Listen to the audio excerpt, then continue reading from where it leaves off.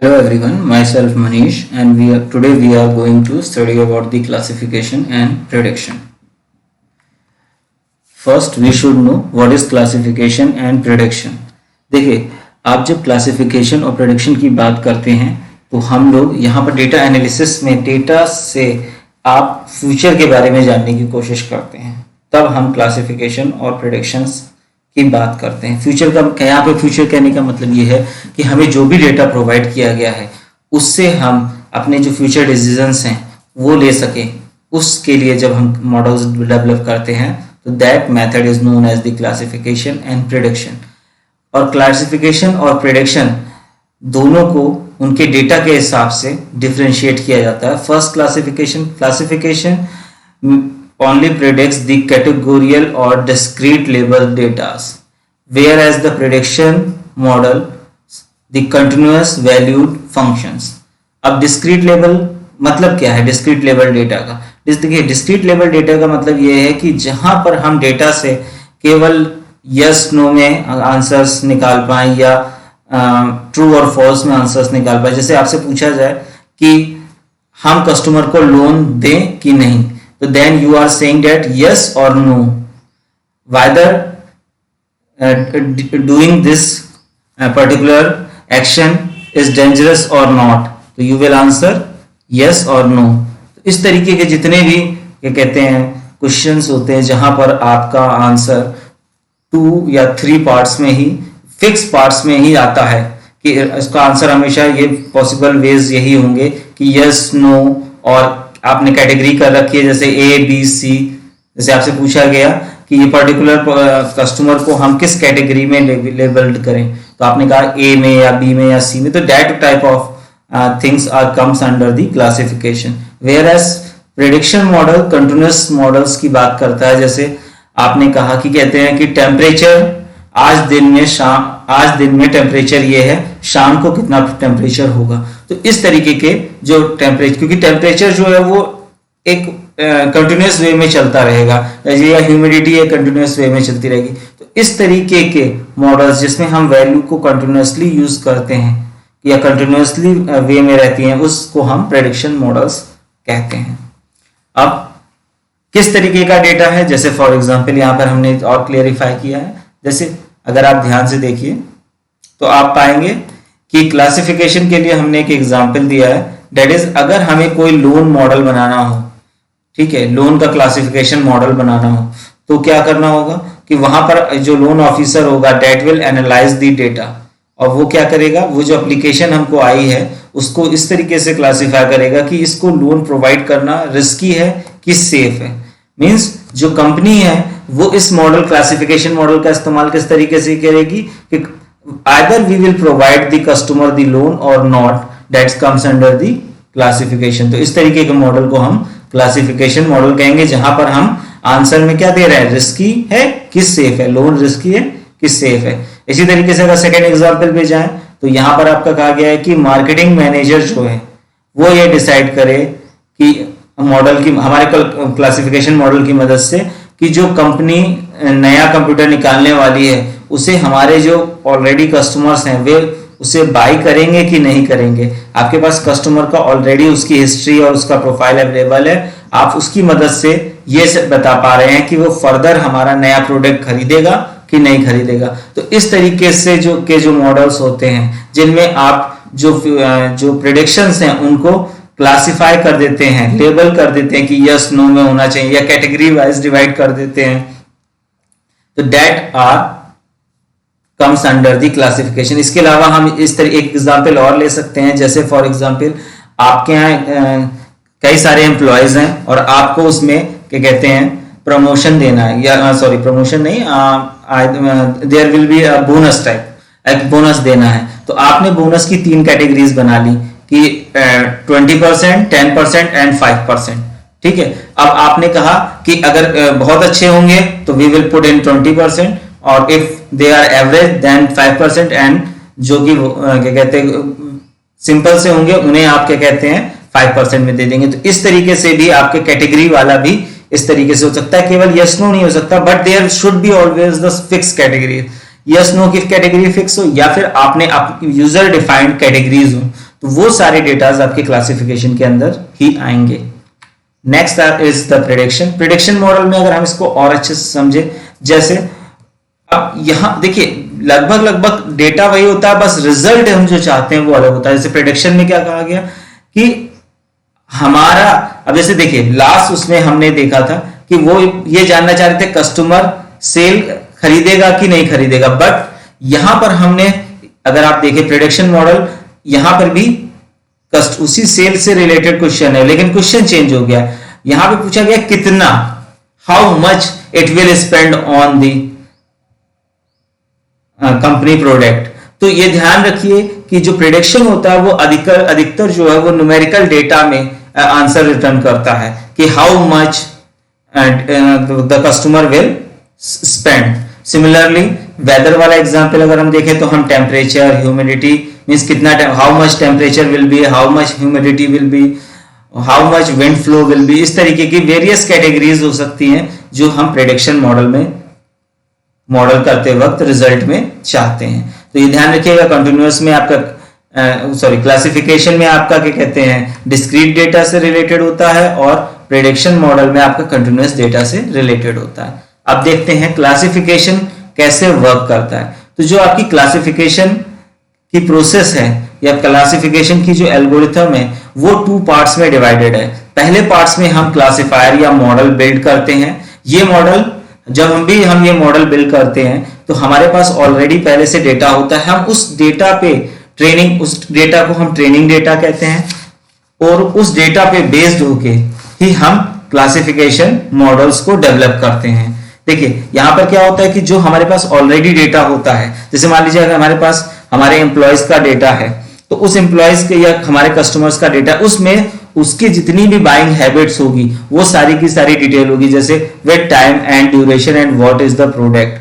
तो इस तरीके की सारी चीजें उसमें अवेलेबल होंगी। हमें क्या करना होगा, उन कस्टमर्स से बेस्ड होके एक मॉडल डेवलप करना होगा।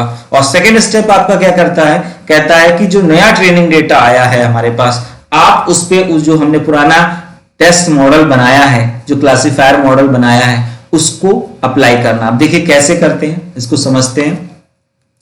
First step is also known as the learning step और लर्निंग फेज।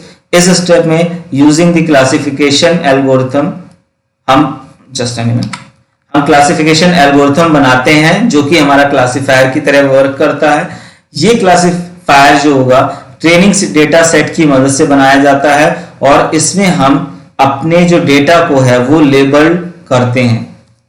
ओके, और each category tuples is categorised with using these training data sets. देखिए कैसे, अब देखिए एग्जांपल है लर्निंग फेज का, जहां पर मैं आपको समझाऊंगा कि किस तरीके से आप ट्रेनिंग डेटा की मदद से क्लासिफिकेशन रूल्स बनाते हैं। अब देखिए जैसे हमारे पास ये ट्रेनिंग डेटा सेट है जिसमें आपके पास नेम्स हैं। हमारे पास क्या क्या डेटा सेट है, नेम है, एज है,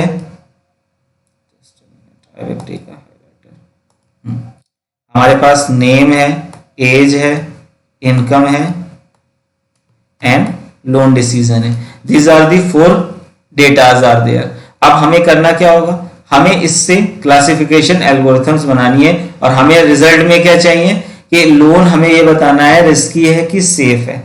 अब रूल्स कैसे बनेंगे, अब हम रूल्स देखिए, और ये जो रूल्स हम क्लासिफिकेशन रूल्स बनाते हैं ये कोई फिक्स रूल नहीं होते हैं, ये rules according to our decision depend करते हैं। जैसे हमने मान रखा होगा, अगर हमारे कंपनी का ये रूल है कि हम केवल और केवल क्या कहते हैं मिडिल एज पीपल या सीनियर पीपल्स को लोन देंगे, और जिनकी इनकम अगर हाई है मिडिल एज तो उनको देंगे, जिसकी भी इनकम लो होगी और अगर वो यंग है तो हम उसे लोन नहीं प्रोवाइड करेंगे। और हम उसे कैटेगराइज किस तरीके से करेंगे, सेफ एंड रिस्की में। तो देखिए यहां पर हमने क्या किया, हमने लिखा एज को सबसे पहले हमने 3 पार्ट्स में कैटेगराइज कर लिया।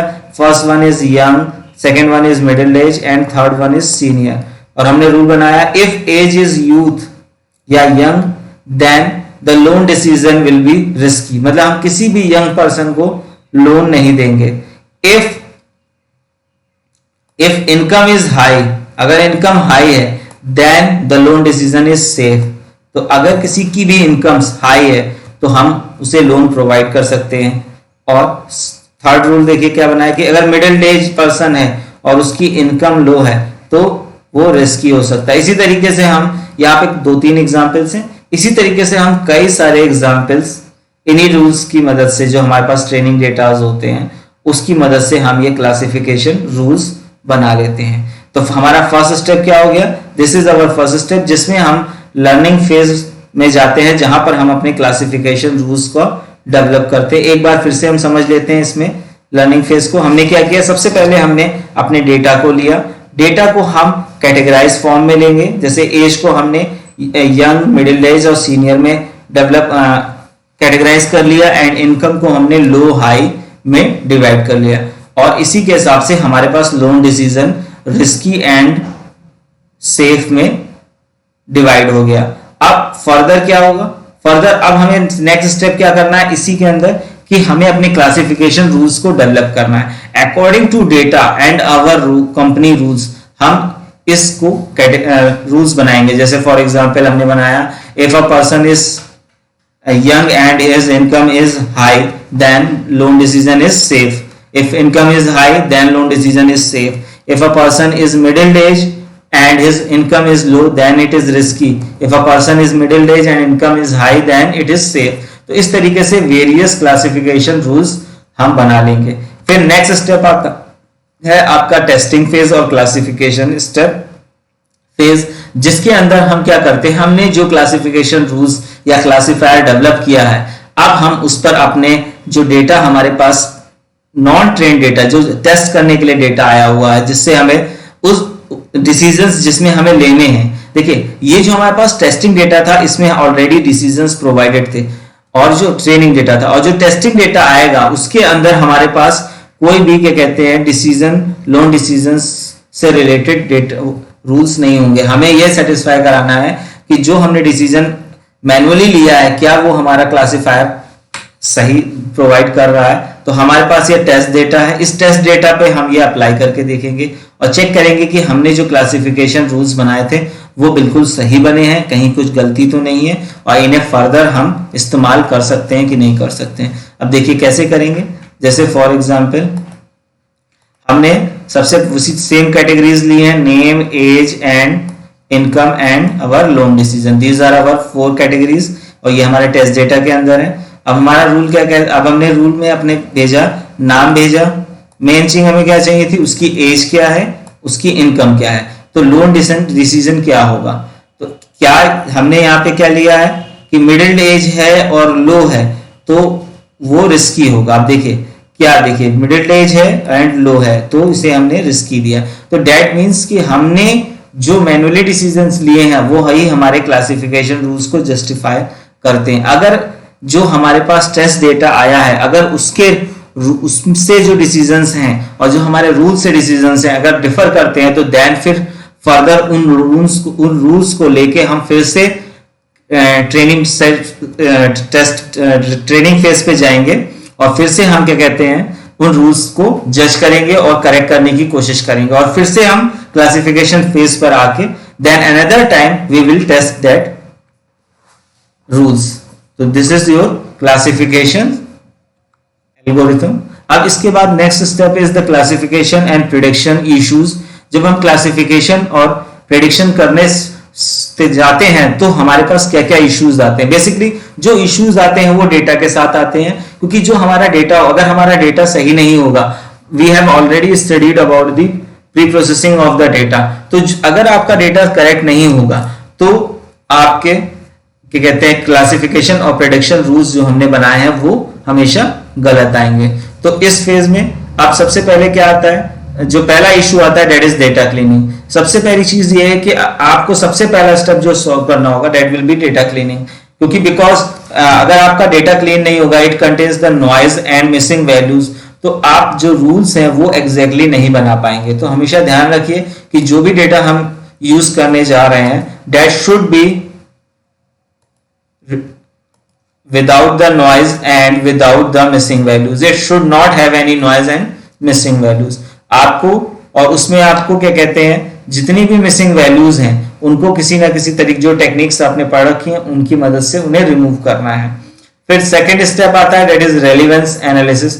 रेलिवेंस एनालिसिस का मतलब ये है कि आप, क्योंकि जब भी हम डेटा कभी भी सेलेक्ट करते हैं तो it contains a lot of data, आपको केवल वही एट्रीब्यूट सेलेक्ट करने हैं जो कि आपके पर्टिकुलर डिसीजन लेने में क्या कहते हैं यूजफुल हो। जैसे फॉर एग्जांपल अगर हमने जो लास्ट डेटा लिया था तो आप देखिए हमने कौन कौन से एट्रीब्यूट्स लिए थे, name, age, income and loan decision.